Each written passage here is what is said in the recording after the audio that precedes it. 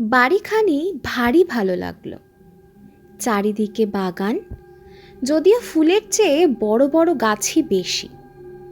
Tennis খেলার জমি, মাঝে মাঝে শ্বেত পাথরের বেদি, একটি ছোট বাহারি ফোয়ারা, এখানে ওখানে লাল কাকড় বেছানো পথ।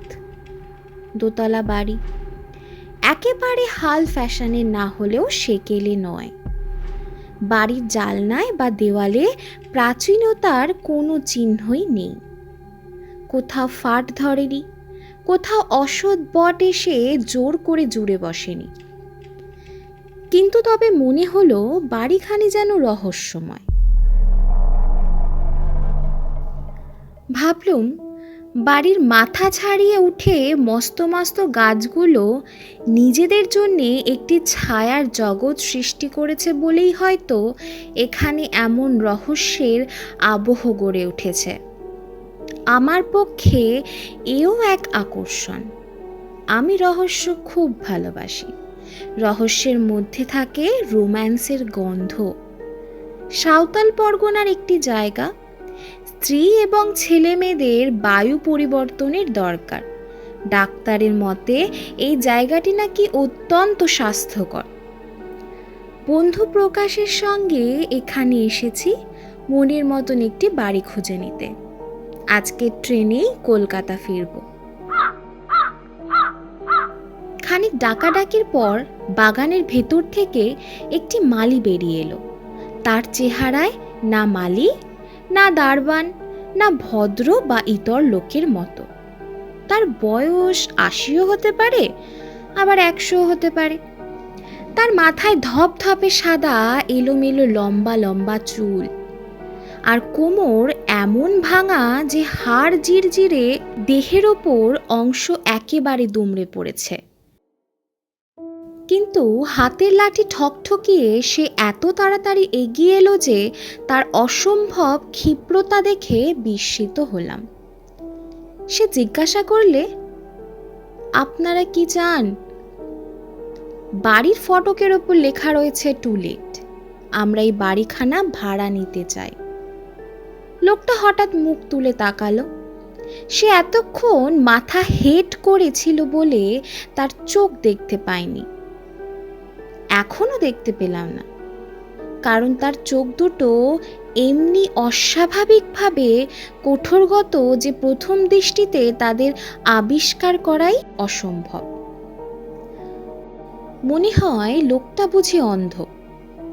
কিন্তু তারপর লক্ষ্য করে দেখলুম দুই কোঠরের ভেতরের দিকে কি যেন চকচক করছে।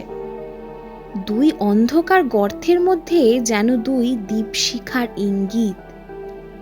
লোকটা আবার মুখ নামিয়ে ফেলে থেমে থেমে বলল, ভাড়া নিতে চান?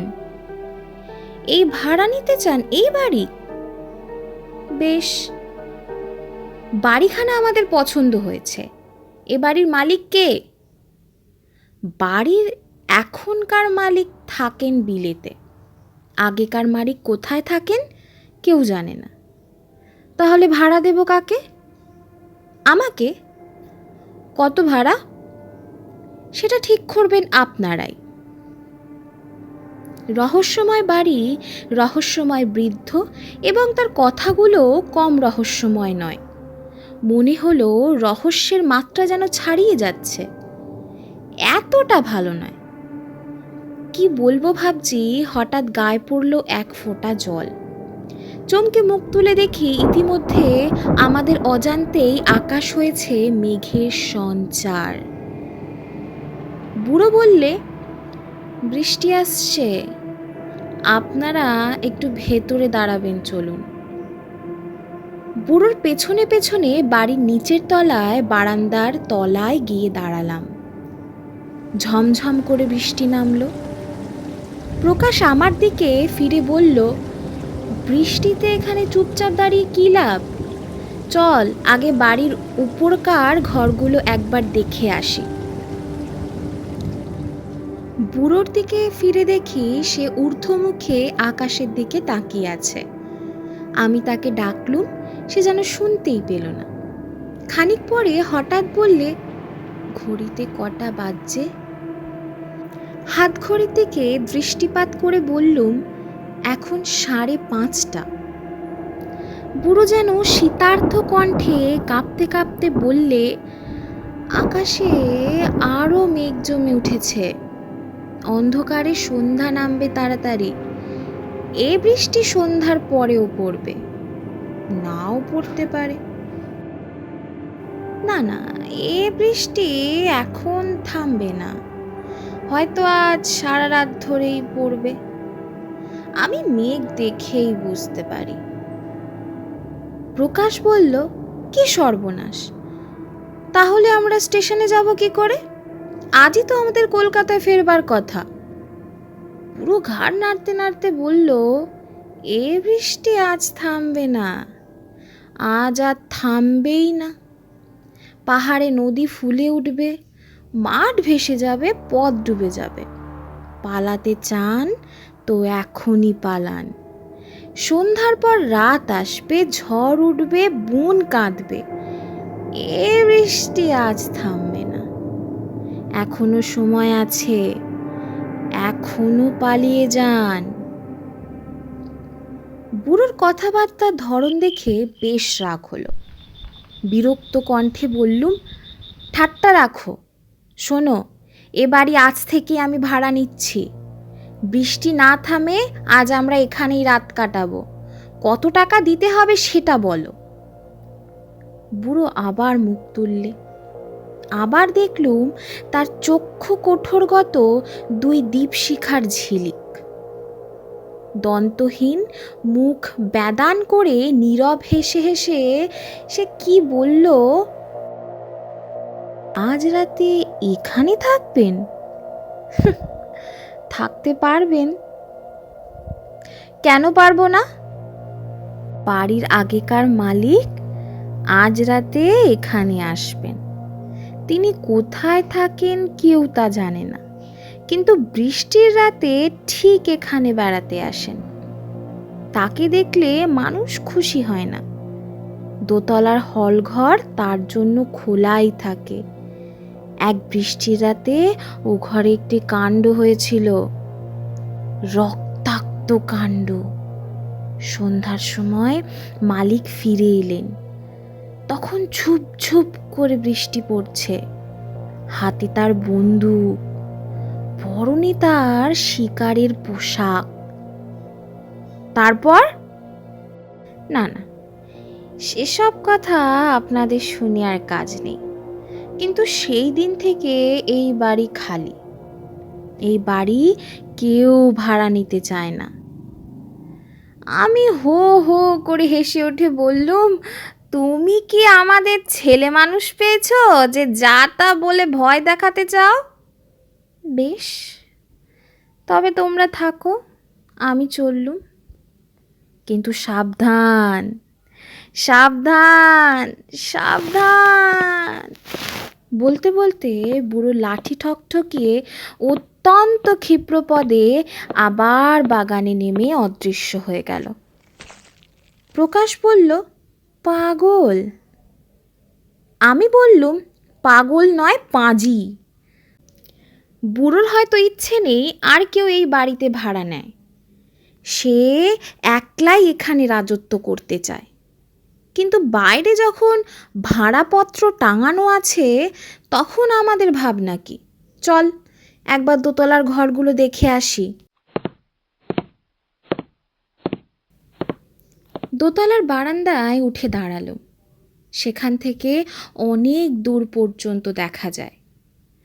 আরও পুরু, আরও কালো হয়ে উঠেছে আকাশের মেঘ। আরও জোরে, আরও ঘন ধারায় পড়ছে বৃষ্টি।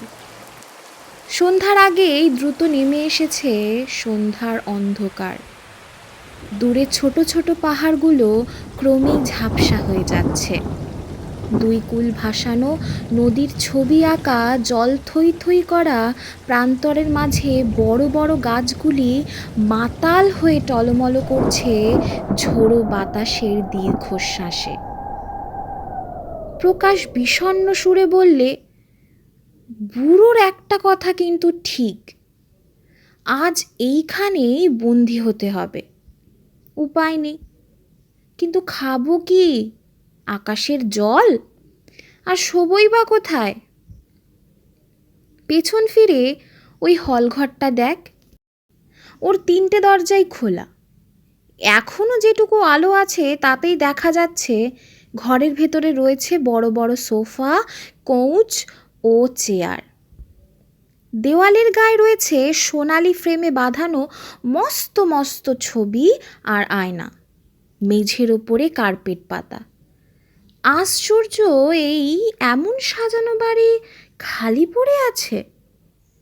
প্রকাশ সন্দেহ ভরা কণ্ঠে বললে, তবে কি বুড়ো কথাটা মিথ্যে বলেনি? এখানা কি ভূতের বাড়ি? আরে খেপেছ? তা মানলে বলতে হয় এ বাড়ির আসল ভূত হচ্ছে ওই বুড়োই। বিচিত্র কি, বুড়োর মতন চেহারা আমি কোনো মানুষই আগে দেখিনি। আচম্বিতে কানে এলো অপূর্ব এক সঙ্গীত। হারমোনিয়াম বাজিয়ে গান গাইছে যেন কোনো মেয়ে। গায়িকার গলা চমৎকার। সবিস্ময়ে দুজনে স্তব্ধ হয়ে দাঁড়িয়ে খানিকক্ষণ ধরে সে গান শুনলাম। আকাশে বেড়ে উঠল বিদ্যুতের জীবন্ত অগ্নিচিত্র ও উন্মুক্ত বজ্রের চিৎকার। বাইরে কোথাও আর চোখ চলে না। আমি বললুম, এ গান আসছে কোত্থেকে? প্রকাশ বলল, ওই হল ঘরের ভেতর থেকে মনে হচ্ছে। বিদেশি এসেছে বলে টর্চ আনতে ভুলিনি। টর্চটা জেলে দুজনে হল ঘরের ভেতরে ঢুকল। সবই তো আসন খালি। ঘরের ভেতর একটি অর্গ্যান রয়েছে, আর তার সামনেও কেউ নেই। প্রকাশ তবু জোর করেই বললে, যে গাইছে সে এই ঘরেই আছে। আমি বললুম, অসম্ভব, অন্য কোনো ঘরে কেউ গান গাইছে। প্রকাশ অস্বস্তি ভরা স্বরে বললে, না না, গান হচ্ছে এখানেই। যে গাইছে তাকে দেখতে পাচ্ছি নে বটে, কিন্তু আমি তার উপস্থিতি কিছুটা অনুভব করতে পারছি। আমার মনে হচ্ছে এই ঘরটি যেন হিমালয়ের বরফ দিয়ে গড়া। উফ, কি ঠান্ডা! এ মানুষের ঘর নয় বন্ধু, এ হচ্ছে মরার ঘর। আমরা তাড়াতাড়ি আবার বাইরে গিয়ে দাঁড়ালাম। প্রকাশের কথা মিথ্যে নয়, ঘরের চেয়ে বাইরেটা বেশ গরম, অথচ ঝোড়ো হাওয়ার তোড়ে সেখানে যেন পড়ছিল শীতল বৃষ্টির ধারা। অবাক হয়ে এর কারণ বোঝবার চেষ্টা করছি। এমন সময় কানে এলো আর একটা নতুন শব্দ। কট কট করে কার ভারী জুতোর আওয়াজ হচ্ছে। প্রকাশ বিস্মিত স্বরে বললে, সিঁড়ি দিয়ে কেউ উপরে উঠছে। এ বুড়োর পায়ের শব্দ নয় যে। আমি বললুম, বুড়ো মিছে কথা বলেছে, এ বাড়ি নিশ্চয় খালি নয়। কে গান গায় আর কেই বা উপরে ওঠে? সিঁড়ির দিকে টর্চের আলো ফেলে অপেক্ষা করতে লাগলো। সিঁড়ির ধাপগুলো শব্দিত করে ওপরের বারান্দায় এসে স্থির হয়ে রইল একজোড়া শিকারি বুট, যা পরলে লোকের হাঁটু পর্যন্ত ঢাকা পড়ে। নিজের চোখেও তা বিশ্বাস করে উঠতে পারলাম না। মানুষ নেই, অথচ একজোড়া শিকারি বুট ওপরে এসে উঠল জ্যান্ত জীবের মতো। মন বললে ওই দৃশ্যমান বুট পরে আছে কোনো অদৃশ্য দেহ, এবং বারান্দায় হঠাৎ আজ 2 অনাহুত অতিথি দেখে সে থমকে দাঁড়িয়ে পড়েছে বিস্ময়ে।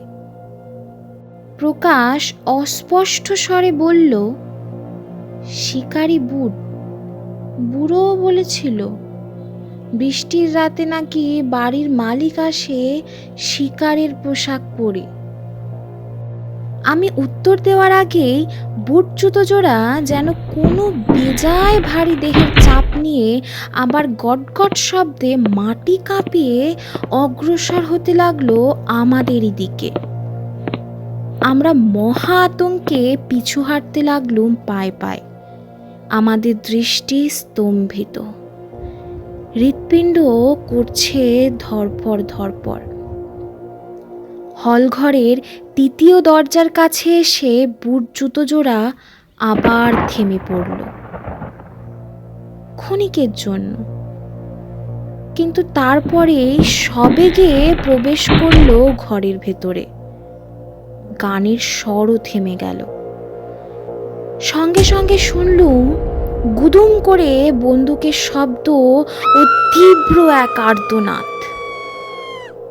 আমরা পাগলের মতো দৌড়ে এক লাফে সিঁড়ির ৩-৪টে ধাপ পেরিয়ে নিচে নেমেই দেখি সেখানে নিশ্চল হয়ে দাঁড়িয়ে আছে অদ্ভুত বুড়োর ভাঙা দুমড়ে পড়া মূর্তি। সে একবার মুখ তুলে আমাদের পানে তাকালে।